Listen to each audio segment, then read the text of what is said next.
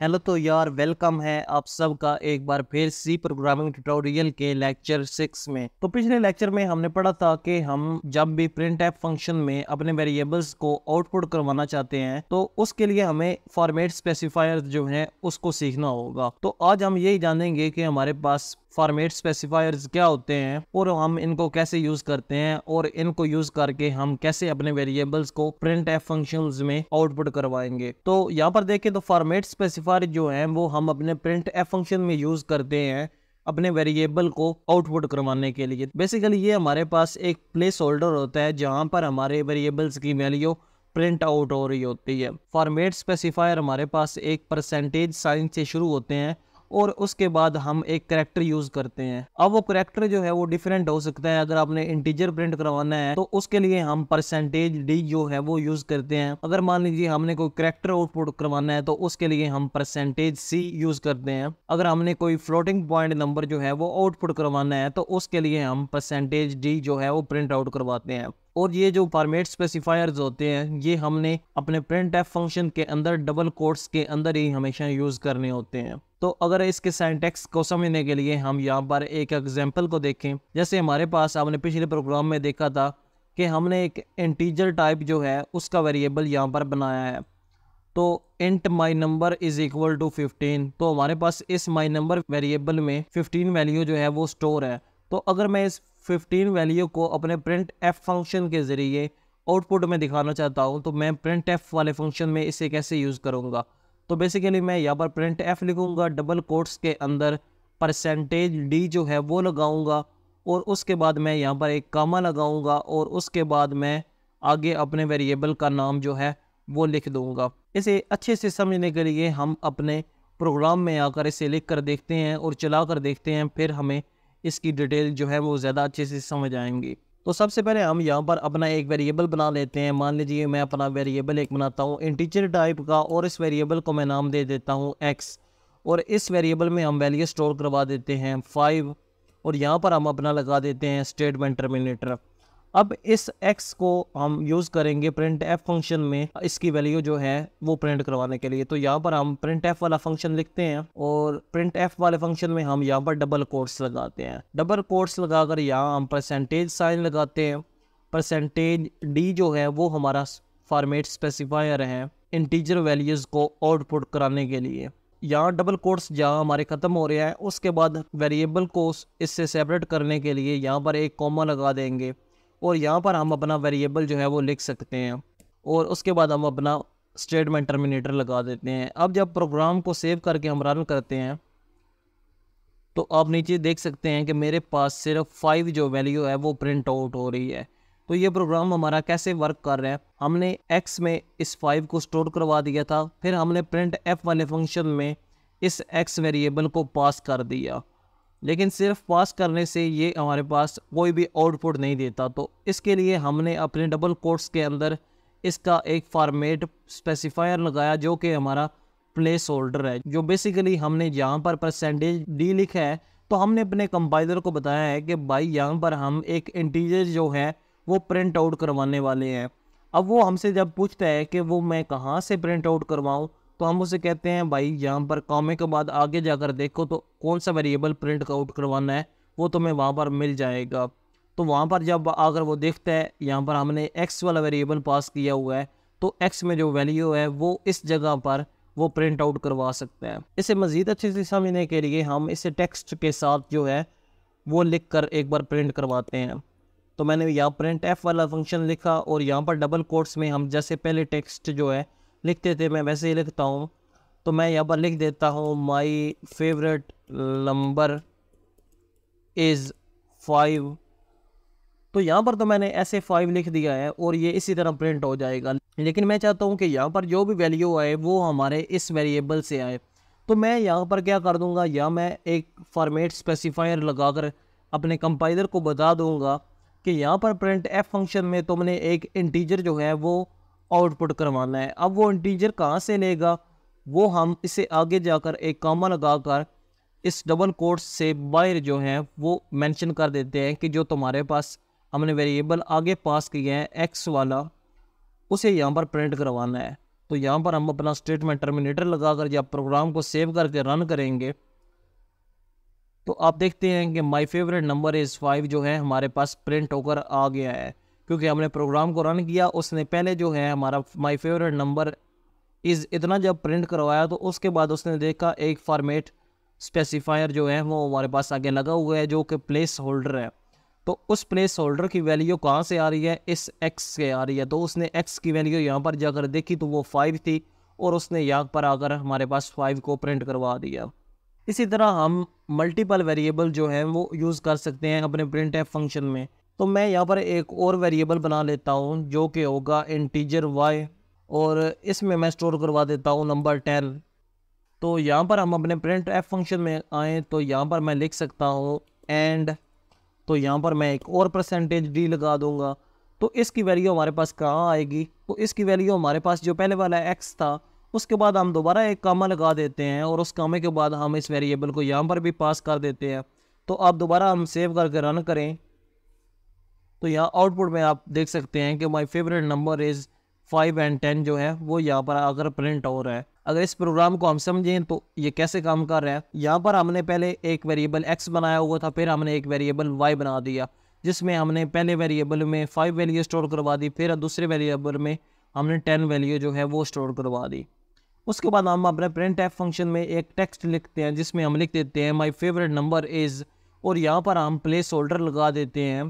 Place holder लगाने की वजह ये है कि हम अपने कंपाइलर को बता रहे हैं कि भाई यहाँ जो आगे तेरे पास पहला जो प्लेस होल्डर है उसकी वैल्यू यहाँ जो आगे पहला हमारे पास वेरिएबल पड़ा हुआ है उससे लेनी है, और इसी तरह जो आगे वाला हमारा प्लेस होल्डर है उसकी वैल्यू जो उससे आगे वाला वेरिएबल है उससे लेनी है। मीन कि ये लेफ्ट से राइट जो है जैसे जैसे प्रोग्राम को पढ़ता जाएगा वैसे वैसे वैल्यूज लेता जाएगा। तो यहाँ पर हमने माय फेवरेट नंबर उसने प्रिंट करवाया, फिर देखा यहाँ पर एक फॉर्मेट स्पेसिफायर था तो इस प्लेस होल्डर की वैल्यू उसने इस x से ले ली और वहाँ पर हमारे नीचे जो है 5 हमें यहाँ पर प्रिंट आउट करवा कर दे दिया। फिर आगे हमने एंड लिखा हुआ था तो एंड उसने वैसे ही टेक्स्ट जो है वो प्रिंट करवा दिया, और उसके बाद उसने आगे जाकर देखा एक और प्लेस होल्डर है तो उसकी वैल्यू हमारे उसने दूसरे वेरिएबल से ले ली। इसी तरह हम जितने भी चाहें यहाँ पर प्लेस होल्डर लगाकर वेरिएबल्स को पास कर सकते हैं और आउटपुट जो है अपनी उसमें अपने वेरिएबल्स की वैल्यू को प्रिंट आउट करवा सकते हैं। तो इस बार मैं यहाँ पर एक %f लिखता हूँ, तो इस बार हम एक फ्लोटिंग नंबर जो है प्रिंट आउट करवाएंगे, लेकिन अभी तक हमने कोई भी फ्लोटिंग नंबर जो है वो वेरिएबल बनाए ही नहीं है।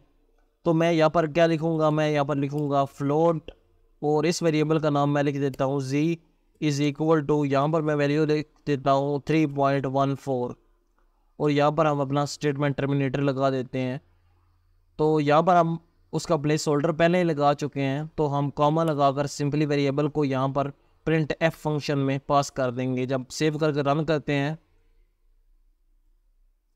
तो यहाँ पर आप देख सकते हैं कि my favourite number is 5 and 10, and ये जो हमारे पास तीसरा नंबर है वो भी अब प्रिंट होकर आ चुका है। तो बेसिकली हमने यहाँ पर 3.14 लिखा था, लेकिन हमारा कंप्यूटर जो है वो अभी बहुत ज़्यादा प्रिसीजन में से ले गया है और इसने आगे जो 000 भी है इसे राउंड अबाउट नहीं किया, वो भी साथ लिखी हैं। अब ये 000 कैसे ख़त्म करनी है ये भी हम आहिस्ता आहिस्ता आने वाले लेक्चर्स में पढ़ लेंगे, लेकिन अभी के लिए हमने सीखा कि कैसे हम इन फॉर्मेट स्पेसिफायर्स को यूज़ करके अपने वेरिएबल्स की वैल्यू यहाँ पर प्रिंट आउट करवा सकते हैं। तो हमारे पास जो इंटीजर्स के लिए फॉर्मेट स्पेसिफायर होते हैं वो होता है %d, और हमारे फ्लोटिंग के लिए जो फॉर्मेट स्पेसिफायर्स होते हैं वो होते हैं %c। तो यहाँ पर हम फ़न के लिए छोटा सा एक प्रोग्राम बनाते हैं जिसमें हम मान लीजिए मैं अपनी एज, अपना ग्रेड और अपना नाम जो है वो प्रिंट आउट करवाना चाहता हूँ वेरिएबल्स को यूज़ करते हुए। तो यहाँ पर मैं अपना पहला एक वेरिएबल बनाऊंगा करैक्टर टाइप का, और इसमें मैं स्टोर करवाना चाहता हूँ अपना नाम। यहाँ पर हम सिंगल कोट्स लगाते हैं और सिंगल कोट्स में मैं अपना नाम लिखता हूँ अदनान। तो यहाँ पर आप देख सकते हैं कि हमारे पास अभी भी यहाँ पर हमारा कोड जो है वो कोई ना कोई एरर दे रहा है कि हमने कोई ना कोई सिंटैक्स में गलती की है। उसकी वजह ये है कि ये पूरी की पूरी स्ट्रिंग जो है हमारे पास, ये पूरा का पूरा जो टेक्स्ट है मल्टीपल करैक्टर्स है, इनको करैक्टर में स्टोर नहीं करवा सकते। हमने स्ट्रिंग जो प्रिंट आउट करवानी है तो वो सिंपली हम जो प्रिंट करवाएंगे अभी के लिए वो प्रिंट एफ फंक्शन में यूज करके ही डबल कोट्स में प्रिंट आउट करवा रहे होंगे। फिलहाल के लिए हमारे पास कोई भी डाटा टाइप नहीं है स्ट्रिंग्स को स्टोर करवाने के लिए, मीन के टेक्स्ट डाटा को स्टोर करवाने के लिए अभी तक हमारे पास सी लैंग्वेज में कोई भी डाटा टाइप नहीं है। हम इसे स्टोर करवा सकते हैं, बाद में हम कैसे ये स्टोर करवाएंगे आने वाले लेक्चर्स में हम सीख रहे होंगे। तो अभी के लिए मैं यहाँ पर सिर्फ जो है एक कैरेक्टर टाइप का वेरिएबल बनाता हूँ और उसका नाम मैं रख देता हूँ ग्रेड, और इस ग्रेड में मैं अपना ग्रेड जो है वो स्टोर करवा देता हूँ जो कि है ए। और इसी तरह मैं यहाँ पर अपनी एज जो है वो स्टोर करवाने के लिए इंटीजर जो है वो टाइप यूज करूंगा और इस वेरिएबल को मैं नाम दे दूंगा एज। अब इन वेरिएबल्स को नाम देने के भी कुछ रूल्स हैं। वैसे तो हम इनको कोई भी नाम देख सकते हैं, लेकिन कुछ नाम जो हैं वो हमारे पास कुछ एरर्स भी दे सकते हैं, वो भी हम आने वाले लेक्चर्स में देख रहे होंगे। लेकिन अभी हमने ऊपर वाले को ग्रेड नाम दे दिया, नीचे वाले को एज नाम दे दिया,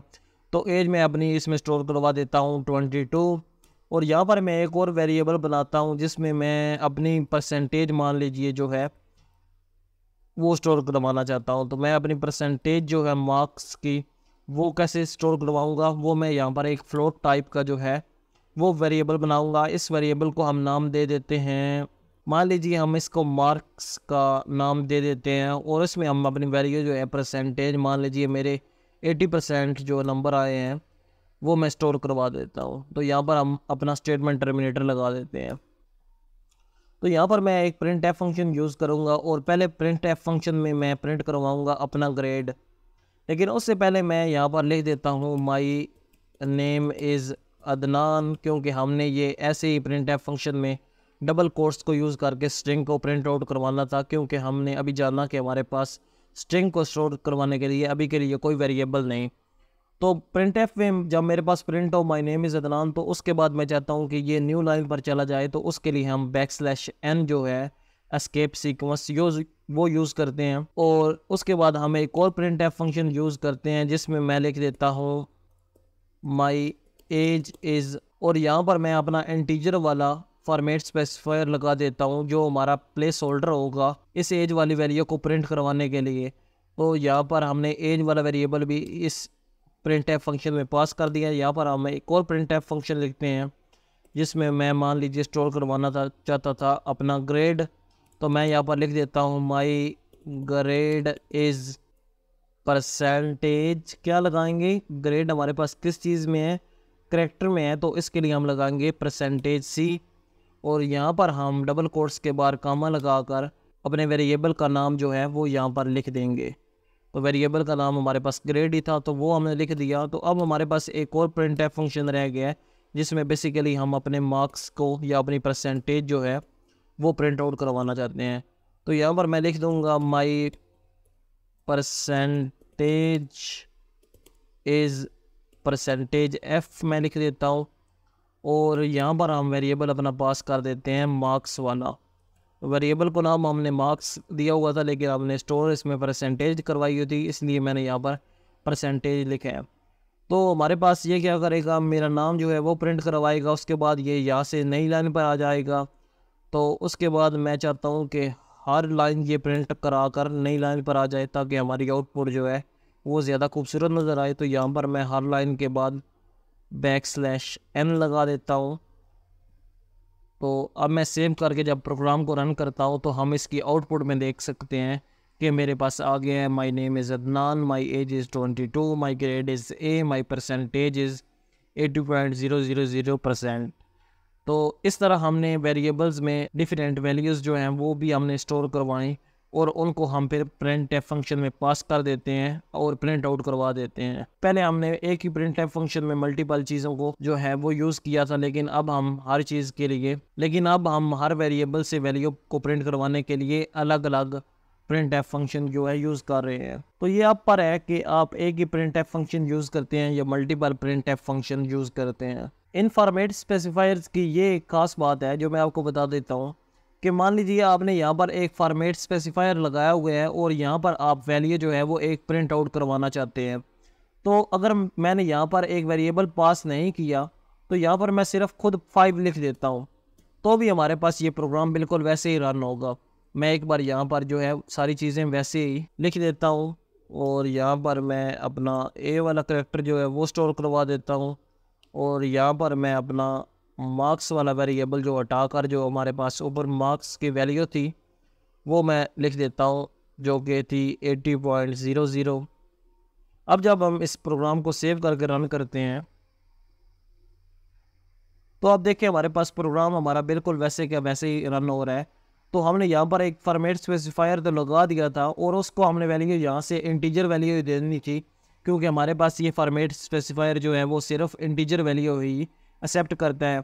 तो यहाँ पर हमारे पास प्लेस होल्डर पहले ही था, फॉर्मेट स्पेसिफायर हमने लगाया हुआ था, तो उसको वैल्यू हमें डायरेक्ट यहाँ से 5 दे दी। इसी तरह यहाँ पर हमारे पास करैक्टर वाला फॉर्मेट स्पेसिफायर था, तो उसके वैल्यू हमने यहाँ पर डायरेक्ट प्रिंट एफ फंक्शन में ही ए वाला करैक्टर दे दिया। और यहाँ पर परसेंटेज एफ वाला था, तो उसको हमने यहाँ पर 80.00 वैल्यू है वो यहाँ से ही दे दी। आमतौर पर हम डायरेक्ट वैल्यू ऐसे प्रिंट एफ फंक्शन में नहीं देते, हम हमेशा वेरिएबल्स को यूज़ करते हैं, क्योंकि अगर हमारे पास वेरिएबल्स में जो वैल्यूज़ हैं वो स्टोर हैं तो वो हम बार बार यूज़ कर सकते हैं। तो मान लीजिए यहाँ पर मैंने एज वाली वैल्यू को यूज़ किया, तो अब मैं एक और नीचे प्रिंट एफ वाला फंक्शन लिखता हूँ, तो उसमें भी मैं इसी वैल्यू को बार बार यूज़ कर सकता हूँ। तो हमें बार बार वैल्यू जो है वो अपनी लिखनी ना पड़े, इसलिए हमने वो एक ही वेरिएबल में स्टोर करवा दी थी और इसे हम बार बार यूज़ कर सकते हैं। तो मान लीजिए मैं इस प्रिंट एफ फंक्शन में दोबारा वो एज प्रिंट करवाना चाहता हूँ, तो मैं सिंपली मेरे पास पहले ही वो एज में वैल्यू जो है वो स्टोर है और मेरे पास वेरिएबल बना हुआ है, तो मैं यहाँ पर इसे प्रोग्राम को रन करूँगा।